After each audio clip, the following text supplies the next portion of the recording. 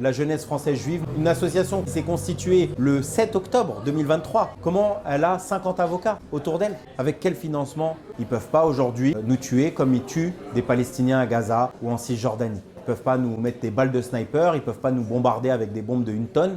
Donc ce qu'ils peuvent faire pour faire en sorte que le génocide il se passe dans un silence assourdissant à l'échelle internationale, c'est de régler le compte des militantes et des militants qui s'expriment. Si on est attaqué aujourd'hui, c'est avant tout par des gens proches de l'extrême droite, une association qui est soutenue par une cinquantaine d'avocats, notamment parmi ces avocats, il y en a qui ont une proximité importante avec l'extrême droite, comme l'avocat par exemple de Éric Zemmour, Olivier Pardo, ou encore Sarah Salman, que beaucoup connaissent notamment par ses positions réactionnaires aussi bien sur la gauche que sur le peuple palestinien.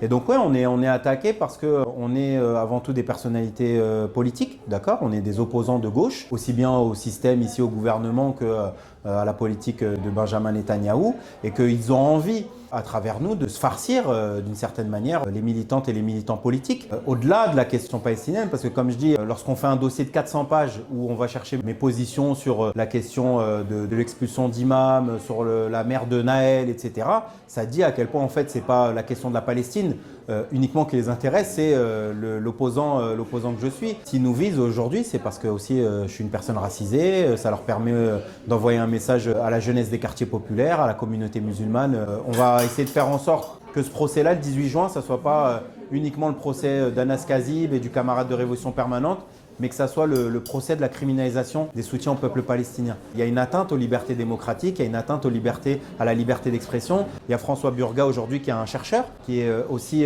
en procès aujourd'hui. C'est-à-dire on met des intellectuels, des journalistes, des opposants politiques sur le banc des accusés, alors qu'on parle simplement de la cause palestinienne et on parle d'un massacre qu'ils sont en train de vivre. Il faut que la presse écrive, il faut qu'elle puisse chercher aussi quels sont ses liens avec ces associations, comment ça se fait que ça soit l'OJE ou la jeunesse française juive, comment elle fait pour pouvoir payer tous ces avocats-là, pour pouvoir attaquer des militants politiques, des intellectuels et autres. À un moment donné, je ne sais pas, moi, c'est le rôle de la presse de se préoccuper de ça parce qu'aujourd'hui, c'est la Palestine et demain, ça sera des journalistes qui vont être attaqués parce qu'ils vont parler de la militarisation, parce qu'ils vont critiquer le pouvoir, ils vont critiquer une guerre ou quoi que ce soit.